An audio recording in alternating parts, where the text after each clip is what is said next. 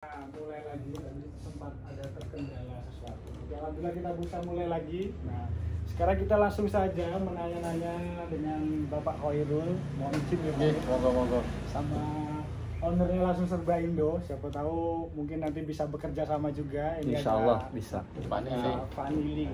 Insya Allah nanti diekspor ya Pak. Masa luar biasa. Di Jepang juga banyak yang dijual ini. Oke. Tapi saya nggak begitu familiar kalau vanili itu. Vanili itu. Memang kalau bukan jadi chef atau jadi apa susah. Benar-benar. Nanti setelah ini jangan bisa cari di supermarket di Jepang harganya berapa coba. Kalau kemarin saya coba suruh temen dari Wonosobo itu dibanderol 905 Yen.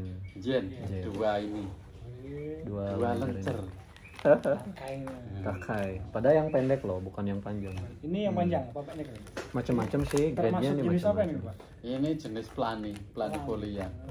Karena yang kebanyakan di Jawa ini memang planifolia dan harganya memang lebih bagus daripada Tahiti.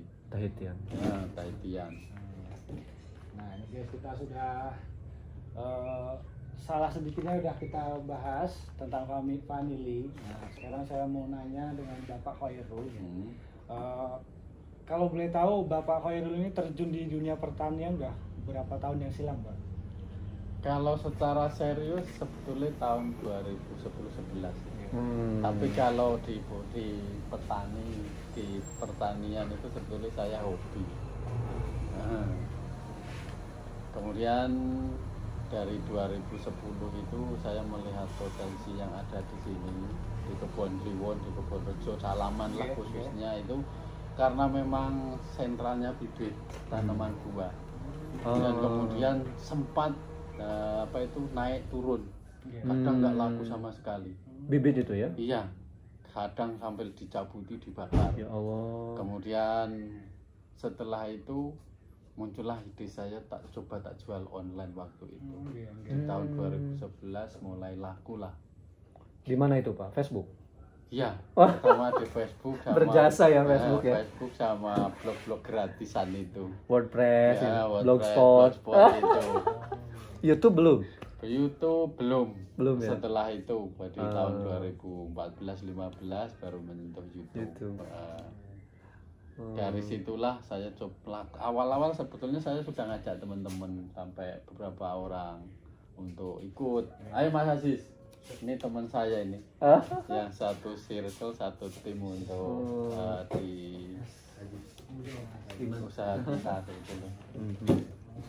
Kemudian di tahun 2011 itu alhamdulillah laku saya dibeli orang Medan tanggal 26 November. Wih, masih ingat. Dari situlah satu pesanan saya diajari cara packagingnya, cara paket kemana, itu diajari semua. Itu apa itu Pak yang dikirim itu Pak?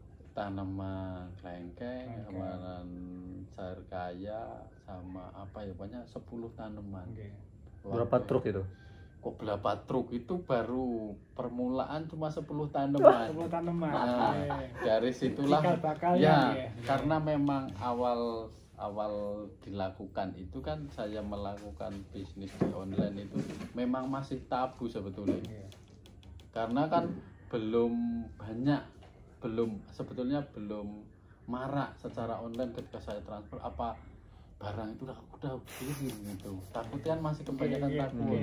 Takut rusak di jalan juga gitu. Dari situlah kemudian 1 minggu saya ada kiriman 3, 4, 5 sampai banyak, sampai 1 truk, sampai beberapa tiap bulan bisa 1 truk kan itu. Walaupun sempat awal-awal di tahun baru mau naik itu saya kena tipu. Kirim 1 truk Albasia sengon laut itu kirim ke Jepara, sampai saat ini belum dibayar. Orangnya nggak bisa dihubungi. Tapi bibit sudah dikirim ya? Iya sudah. Karena memang sebetulnya saya seperti jenengan sering main ke sini, konek. Saya dibantu di sana sengon laut kan cukup marak, cukup laris gitu. nanti tak jualin, setelah laku tak transfer laku. Oh tak gitu, transfer. reseller lah ya. Nah, karena di niat baiknya maka saya coba tak kirim. Malah ditipu ya Pak. Malah sampai saat ini belum. Tapi dari pengalaman itu saya coba setelah 1 bulan 2 bulan saya coba klarifikasi. Barang sampai sana udah habis. Oh, Saya melihat Udah laku terjual. nggak laku terjual, orangnya nggak ada, ketemunya anak sama istri sama rumah asli waktu itu sebetulnya rumah saudara yang mau saya dipersilahkan masuk waktu negosiasinya. Setelah saya ke sana itu ketemu rumah aslinya cuma 3x6, TV-nya aja hitam putih, waduh. kursi aja sobek-sobek, kemudian alas tanahnya masih tanah, anaknya aja umbelen, tahu umbelen ya. Iya. Malah saya langsung sama istri, nggak usah nagih lah, yuk kita pulang, malah kita nganyangoni anak. Malah melas nggak Pak. Ya, Ya. setelah itu nggak usah lah, kalau memang untuk makan ya kita ikhlaskan. Dari situ saya setelah 1 bulan apa 2 bulan, pokoknya nggak lama lah, saya dapat pesanan hampir 1 puso. Oh, ada hikmahnya ya, diganti sama Allah lebih besar puso ya. dari Kalimantan. Iya. Dengan itu kemudian semua yang akhirnya yang belum terbayar itu tertutuplah dari situ. Alhamdulillah ya. Dari hikmahnya itu ternyata ada timbal balik lebih banyak lagi ternyata. Ketika gitu. kita ikhlas, apapun itu ujian dari Allah, insya Allah ada timbal baliknya gitu. Sendirinya ya. Dan untungnya bisa lebih dari itu, 10 kali lipat dari Wah. itu. Mungkin yang hal yang kecil ditipu tadi untuk apa? Bentuk tes dari Gusti Allah. Tes dulu gitu. Gimana nih, orangnya sabar atau enggak, lebih tawakal atau enggak gitu. Dari semenjak itu nih Pak, penjualan bibit-bibit gitu langsung marak, ramai gitu nggak? Ya dari situlah kemudian ada 1-2 orang yang dari sini ikut jualan seperti saya. Dari 1-2 itu kemudian bisa beli motor, ada yang bisa bikin rumah, ada yang bisa beli mobil. Dan kemudianlah berbondong-bondong yang jualan online. Hampir saat ini yang jualan online secara di tanaman itu, bibit buah itu mungkin 1000 ada. Banyak sekali ya. Banyak sekali. Dampaknya bukan main. Saya termasuk senang sekali karena dampaknya sangat luar. Tapi saya perhatikan harga nggak terlalu murah-murah gitu, enggak ya? Maksudnya tuh rada-rada stabil juga ya sebenarnya ya. Harga kita sebetulnya standar Karena ya. Kita juga punya teman yang ada di Jakarta, kita punya teman di Surabaya, kita punya teman di luar Jawa, umpamanya Sumatera, Kalimantan, Sulawesi.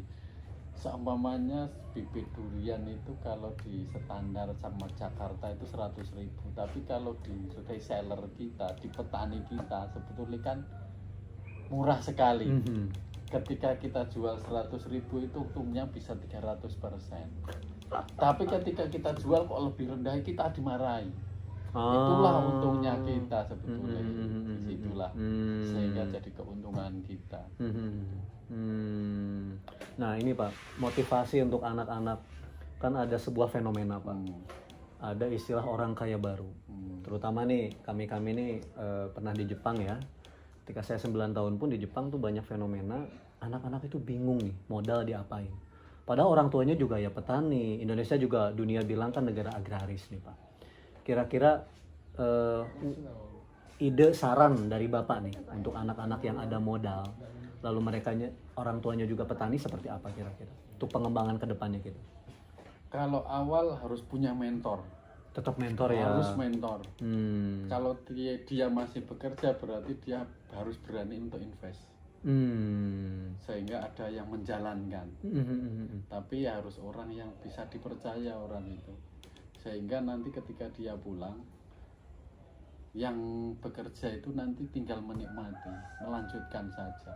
Walaupun berangkat lagi itu nanti untuk modalnya untuk pembesaran lagi. Tapi fokus di situ terus, sehingga nanti ketika pulang tidak menjadi suatu fenomena tadi. Betul. Jadi orang kaya baru dengan gaya hidup baru. Betul. Setelah habis dia bingung lagi kan Iya. gitu ya. Tapi kalau tanpa mentor pasti susah. Karena kan harus melewati semua perjalanan. Permasalahan-permasalahan itu akan muncul di suatu perjalanan. Walaupun kita sudah hafal, seumpamanya kita perjalanan ke Semarang, kita hafal jalan Semarang, tapi kendala di jalan itu tidak tahu tiap kita pergi ke Semarang. Kadang macet, kadang ban kita gembos, kadang ada tilangan, operasi polisi, macam-macam, dan itu akan masalahnya akan beda-beda. Dalam perjalanan seumpamanya di pertanian itu akan beda-beda juga. Tapi ketika punya mentor dia akan menguatkan sebetulnya. Bisa nggak sih Pak kita bikin sebuah inkubator atau ekosistem? Contoh misalkan secara teori berbagai hal pertanian ini dipelajari di kelas, baik itu berupa video dan lain-lain. Nanti ketika prakteknya itu ke pondok tani ke sini gitu mungkin nggak di masa depan? Bisa sih. Bisa aja Bisa. ya. Karena tadi itu kan kendalanya kita juga cari mentor kan nggak mudah ya.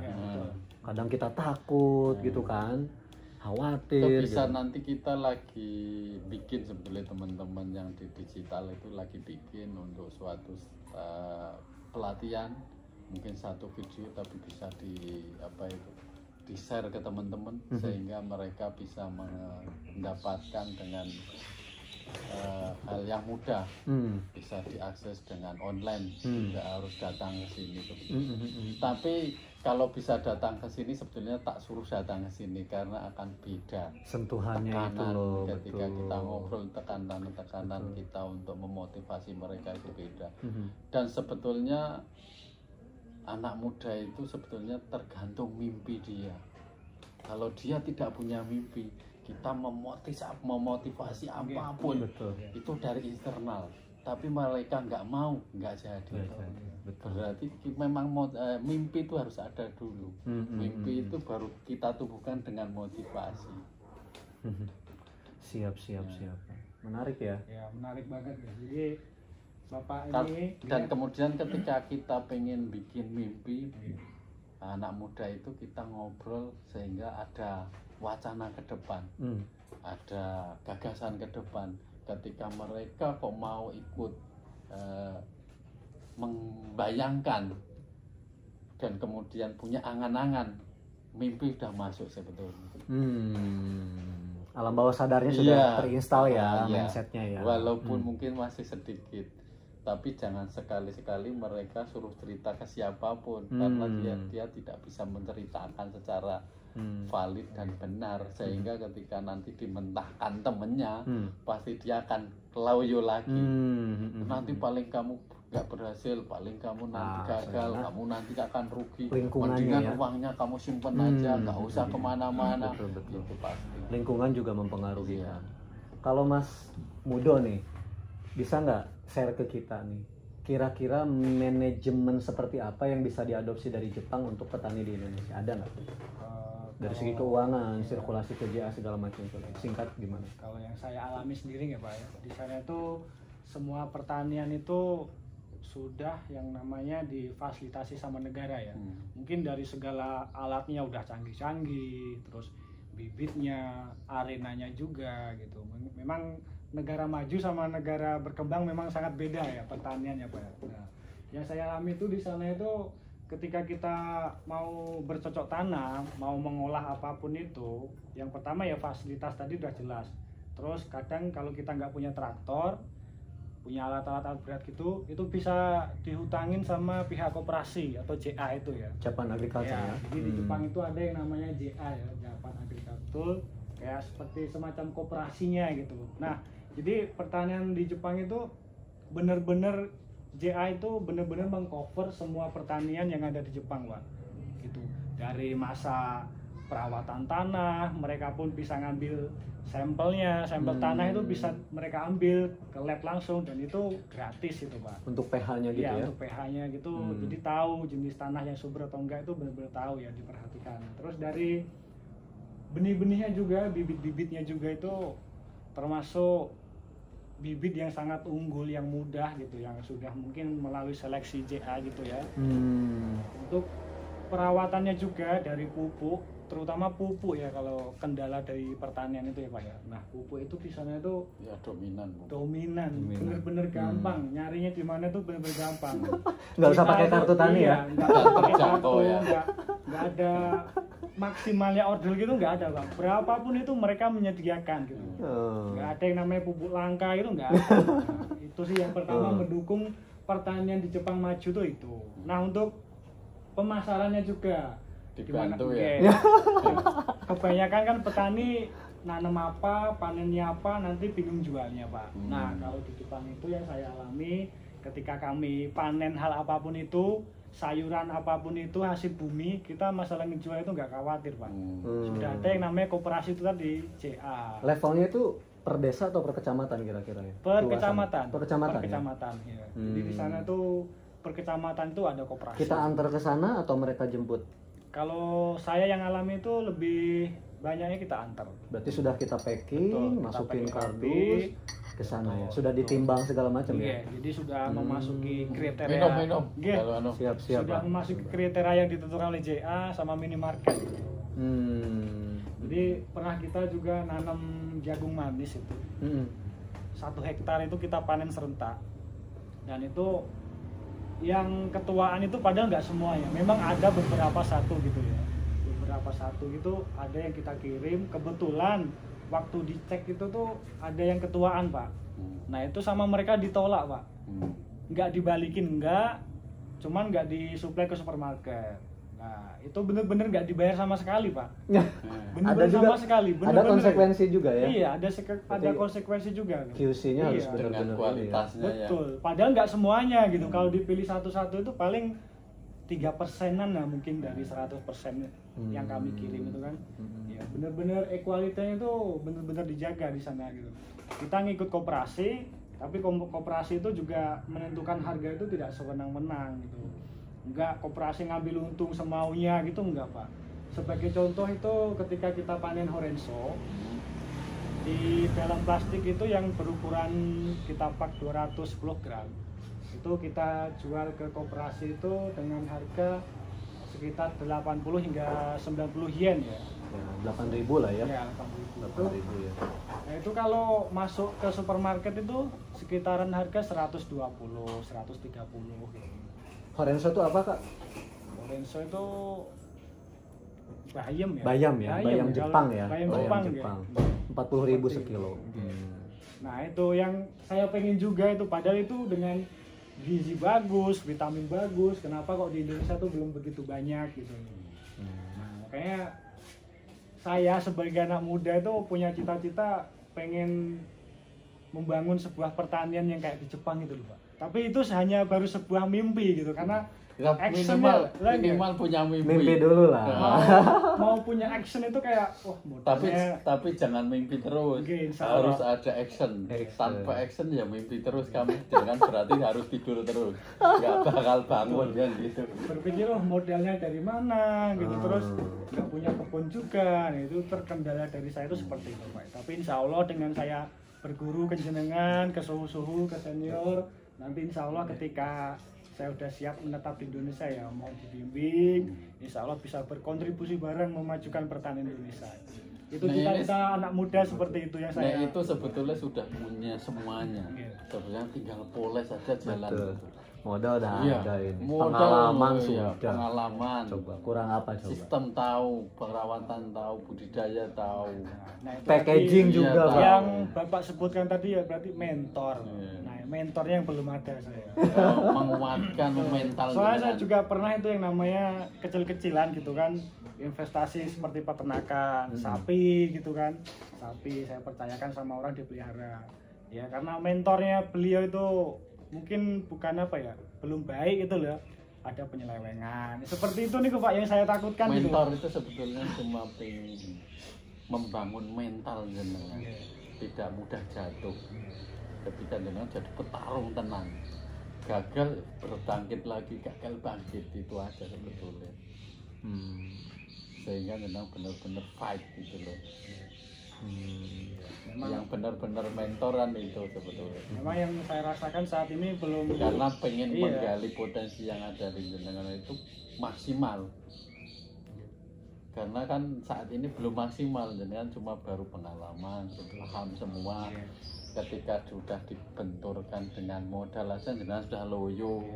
jadi Ketika tidak bisa berjual aja, jenengan sudah belum loyo. ada efek jatuh bangunnya, belum merasakan betul nggak Pak? Feel-nya belum ini ya. Dan harus kolaborasi. Kalau jenengan sendiri besarnya. Itu dia. Semoga ada manfaatnya dengan saya belajar ke Bapak Khairul ini, benar-benar ya insya Allah nanti suatu saat bisa menjadi mentor saya. Amin, amin. Terakhir, Karena modal terpenting itu sebetulnya teman. Ketika jenengan punya trust, punya dipercaya orang, wah itu bisa muncul kapanpun. Karena saya itu sebenarnya banyak yang menawari tanah, banyak yang sebenarnya muncul untuk pembiayaan itu tak bikin suatu seperti investasi. Sebenarnya banyak yang menarik. Kemarin dari Bondowoso Jawa Timur itu menawarkan 45 hektar. Masya Allah. Plus sertifikatnya kalau mau dibawa. Masya Allah. Kalau nggak ada uang ini bisa diuangkan. Kemarin Lebaran ini dari Bogor itu di Pemalang ada 12 hektar, di Purwakarta 14 hektar, di Megamendung 12 hektar. Kita sebenarnya suruh survei di Subang itu 7 hektar. Pembiayaan dari mereka, tanah dari mereka, kita cuma pengelola. Itu aja toh. Sehingga tidak, modal itu sebetulnya gampang ketika kita dipercaya. Ketika kita sudah tampil, dipercaya, Iya, itu networking datang yang sendiri. luas. amanah harus benar-benar dipegang dan kualitas harus dijaga terus. Itu nanti akan gampang. Dan niat benar-benar untuk kemaslahatan, karena tertingginya manusia itu adalah manfaat bagi orang lain. khairun nas alfaqum linnas. Iya. Oke. Dan paling banyak bermanfaat kan itu. Ketika jenengan cuma bekerja, jenengan itu paling cuma manfaatnya cuma untuk jenengan. Kalau jenengan sudah punya istri ya paling istrinya. Kalau punya karyawan rumah tangganya sama rumah tangganya sama anaknya dah selesai. Tapi ketika jenengan jadi pengusaha, jenengan karyawan itu manfaatnya buat dari jenengan semua. Manfaat bagi karyawan jenengan semua. Baik-baiknya manusia Iya. memang yang bermanfaat buat sekelilingnya. Gitu. Dan kalau jadi muslim, kalau bisa jadi muslim yang kaya. Kalau itu kok kena orang yang fasik, Waduh, bahaya itu. ya kita Bahaya harus- banget itu. iya. Terakhir nih Pak, untuk adik-adik terutama yang di Jepang ya, di Korea, di Hong Kong, di Taiwan, Arab Saudi, Malaysia, Singapura itu sering Pak. Banyak juga yang tanya ke saya. Kira-kira nih Pak, kalau mau memulai di agroindustri ini, komoditi apa yang sekarang di Indonesia itu masih supply-nya kurang Pak? Karena kita berbicara supply and demand ya, permintaan dan supply. Itu kira-kira apa Pak yang bisa dikembangkan? Kalau dibilang supply itu sebetulnya semua itu kurang. Semua ya? Semua kurang. Kemarin kita disuruh carikan jahe untuk diekspor ke India. Kalau 1 bulan disuruh 20 ton, kita juga KO, habis nggak ada. Merah nopo emprit? Sembarang. Gajah juga? Iya. Walah. Tapi harus continue, kualitas harus terjaga. Nah ini. Sama pepaya seperti kemarin, kita baru pepaya aja, kita sudah terhempas dengan apa itu produknya kurang semua. Dari 1 pesanan aja kita udah kewalahan, satu hari suruh kirim 8 ton. Berarti saya harus menyiap yang mau tak panen itu harus 10 hektar. Kali 30 hari.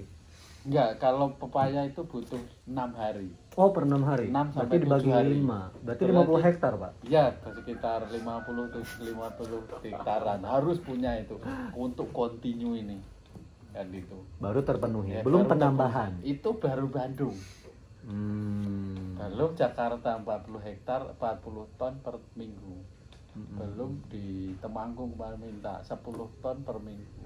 Di Bogor itu minta 10 ton per minggu. Belum di Jogja. Di Jogja teman saya suruh tanda tangan kontrak 40 ton per minggu. Nggak mau. Ya, takutnya nggak sanggup menutup. Ini juga mungkin kekurangan suplai khusus California ya, kalau papi amatin itu kan kemarin ketemu Pak Joko ex Jepang juga Pak. Dulu beliau itu jutaan pohon. Petani binaannya tuh mulai dari sepanjang pantai Menganti Kebumen sampai Purworejo, sampai Pantai Ketawang. Tapi kan kena yang kuning daun sama itu virus. Akhirnya virus. Akhirnya kan diganti sekarang dengan jambu kristal. J. Nah ini jambu kristal merah putih sudah nggak terlalu populer, rasanya kurang ini. 5.000. J, ada yang merah Pak sekarang Pak, dan lain-lain. Nah mungkin mudah-mudahan ya dengan konektivitas jenengan dengan UGM dan lain-lain, solusi seperti itu ke depan bisa cepet ya untuk penanganannya ya, mudah-mudahan. Tadi itu networking Mas. Jadi dengan networking itu ketika kita punya networking full banyak, itu kemana-mana kita punya, berarti informasi itu kita cepat. Sehingga untuk mengambil keputusan kita butuh informasi. Tanpa informasi keputusan kita pasti keliru, pasti eroran itu. Tinggal ngebendung mungkin Pak, ngebendung beberapa hal. Mohon maaf guys, saya nyambung dengan kemarin viralnya porang. Tiba-tiba ketika di endorse di Jakarta sana langsung jatuh sampai sekarang. Nah ini kan di belakang layar juga ada ya, tidak bisa kita pungkiri permainan. Dan itu komoditas baru muncul kemudian di-push. Betul. Kalau yang lain kan itu sudah komoditas yang hidup sekian puluh tahun kan. Tahun seperti ini mau di-push kapanpun sebetulnya nggak bakalan. Ini kebutuhan global 10.000 ton per tahun ya. Madagaskar yang ranking 1 aja baru bisa memproduksi 2.000 sampai 3.000 ton. Masih jauh ya. Indonesia yang katanya luas dan bagus baru 200 sampai 300-an. Berarti kan masih banyak sekali. Ya, kalau dibilang supply and demand itu sebetulnya masih kekurangan banyak. Ya. Cuma tinggal kita ngatur ritmenya, ritme panennya, sehingga ketika kita bisa kirim keluar, kita bisa punya kemampuan penawaran itu. Dan kemudian kemarin dari tim eksportir juga datang ke sini minta sayur untuk dikirim ke Taiwan.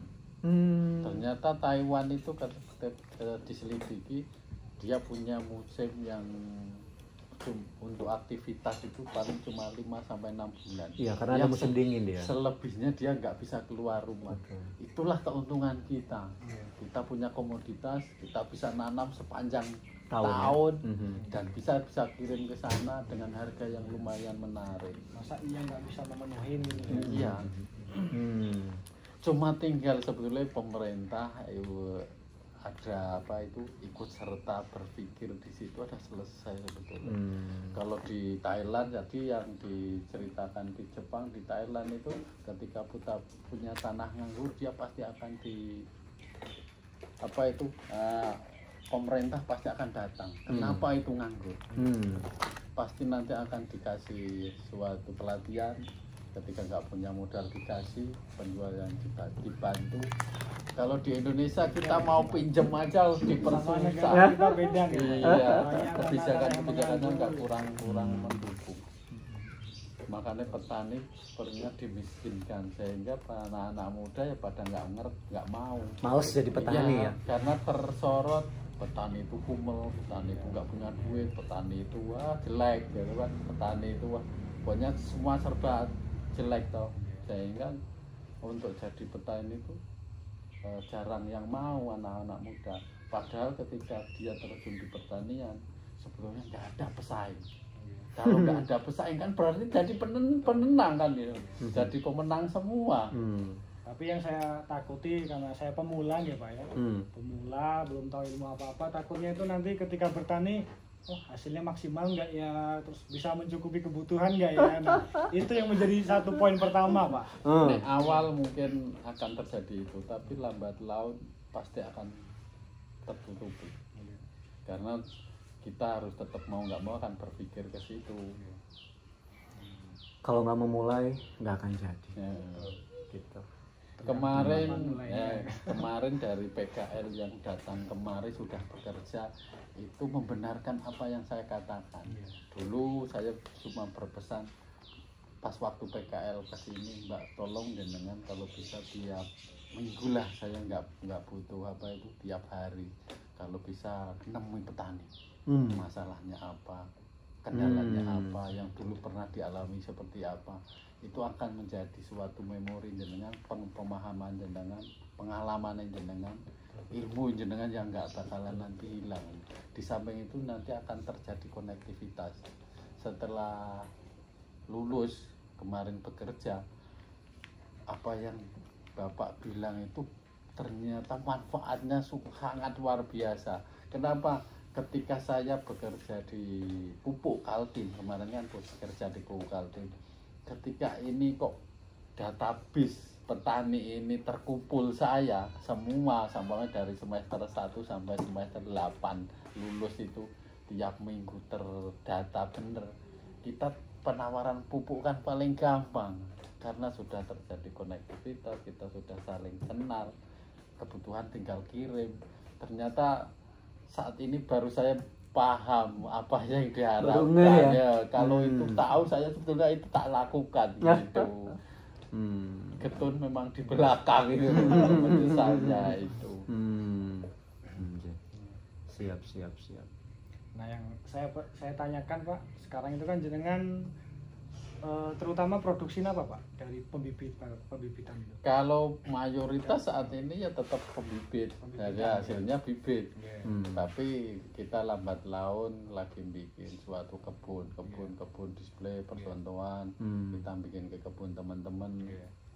Harapannya nanti bisa untuk investasi jangka panjang, karena sekali nanam seperti durian, lengkeng, apokat itu akan seumur hidup nanti, tergantung kita merawatnya.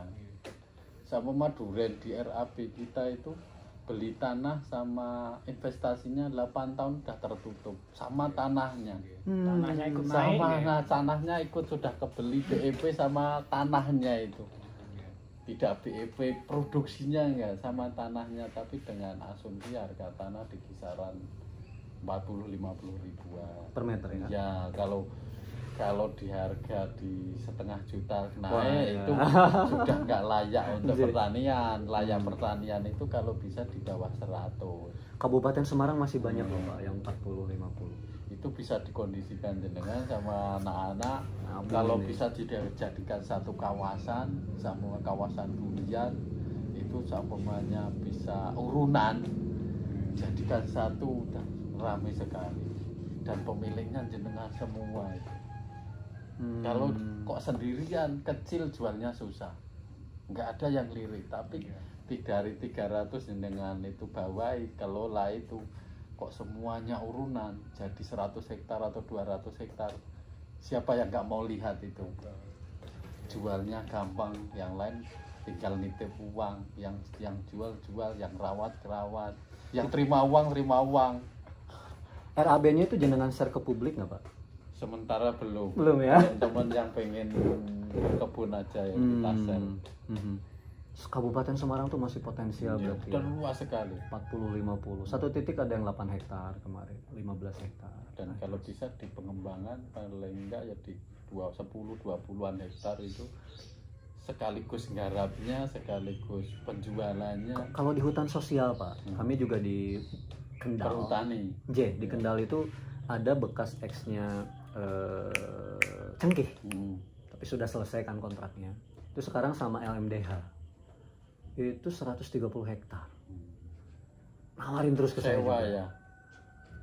Kayak hutan sosial itu Pak, yang per 35 tahun. Bagi hasil. 1%. 1% kepalitannya. Itu kemarin sih pakainya jagung Pak, tapi setelah dihitung-hitung lah, kok 1 hektar cuma dapat 700.000 katanya, jagung yang untuk pakan itu. Menjadi komoditas lain karena masih 32 tahun Pak hak gunanya. Itu ketika jadi suatu percontohan, itu akan jadi kebanggaan mereka. Ketika jadi 100 hektar satu tempat dan itu menjadi wisata, petik buah langsung, luar biasa ya. Nah, itu nanti semisal terjadi tuh nggak akan diambil alih atau dimonopoli? Nggak akan diperpanjang boleh. Ada undang-undangnya. Paling nggak setelah itu harus siap-siap cari tanah, relokasi ya, relokasi. hak milik, harus ada pelarian hak miliknya. Ketika KKN nanti kita ya. Nah, jangan kejauhan. Kalau bisa kita lahir di sini, kita kalau bisa bangun kita Di sini, daerah betul, kita, sepakat. Jawa Tengah misalnya. Sepakat Pak. Masih luas tanah di sini, ada yang 20 hektar mau dijual tapi harganya sudah kurang layak sih, di 300-an. Wah, tinggi ya. Kalau di Sukabumi, Jawa Barat sebetulnya ada yang 130.000, ada yang 20.000, Lebih ada murah yang sih kalau di sana sih. Kemarin saya ditawari di Banten itu ada 16 hektar harga 40.000. Kalau ada yang tertarik ya itu ada. Nah, untuk buah yang siap panen sekarang apa Pak? Sekarang sudah lewat semua. Sudah lewat. Seperti ini kan asing buat saya nih, buah apa gitu. Itu sawo Peru, Sawo cupa-cupa. Ini sebetulnya tanaman hobi. Oh, ini tanaman hobi. Ini asli Indonesia. Itu Peru, dari Peru. Peru. Amerika Latin ya. Amerika Laut. Menurut ulasan Trubus, buah terenak di Peru. Ini. Wah. Apa nggak ada Menurut durian di jenengan- sana ya? Menurut jenengan? Ini rasanya seperti mangga. Oh, seperti Kulitnya mangga. seperti Walah. melon. Kulitnya tebal putih kayak Ini melon. jenengan sudah produksi banyak nih. Belum, ini karena memang hobi kan, saya cuma punya satu tanaman. Oh, insya Allah nanti bisa dikembangkan lebih banyak kan ya. Kalau lebih banyak mungkin belum bisa, karena memang bukan lidahnya sama Indonesia nih menurut saya. Ini lebih cocok ke durian atau Indonesia itu ya. Durian itu Durian, di tempat alpukat. sudah habis. Kalau memang benar-benar itu pengen berkebun durian, Untuk dari depan buah apa nih Pak? sawo. Sawo nih. Iya, sawo Oh, dari Amerika. kayak kesemek Meksiko. bentuknya. Sawo jumbo ya. Meksiko, sawo hitam itu namanya. Nah, untuk saat ini lebih banyak panennya apa? Vanili. Saat ini pepaya. Pepaya. Hmm. Insya Allah. Karena pepaya kita terus kejar terus. Karena itu- untuk pesanan. Tadi saya lihat Kalau live-nya di Instagram Bumi Arta Manunggal tuh. Nggih. Ini gue izin jenengan ya. Jadi, Tadi live di kebun pepaya itu tadi. tadi pas liputan dari Iya. TV Bisnis. Iya, iya. Nah, udah. Kalau durian udah habis. Iya. Lengkeng kita kemarin habis panen. Sekarang lagi pada pentil-pentil sama bunga. Kalau apokat sudah lewat.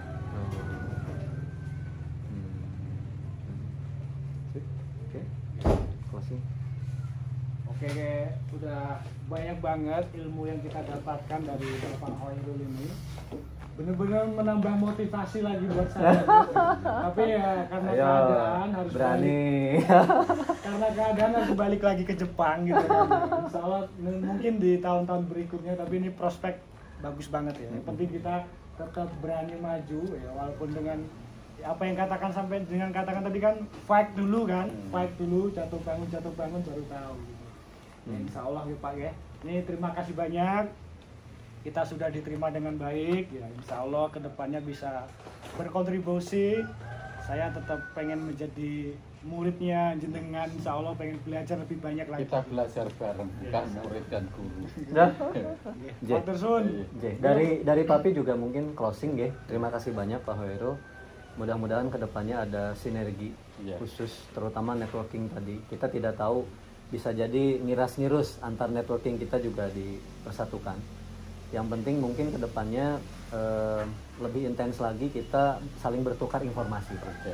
Bisa jadi source atau sumber itu ada di kami juga. Iya. Begitupun sebaliknya gitu. Seperti itu. Saling mengisi. J. Iya. Laras. Terima kasih banyak. Ya, sama-sama. Ininya. J. Alhamdulillah. Matur suwun. J. Assalamualaikum warahmatullahi wabarakatuh.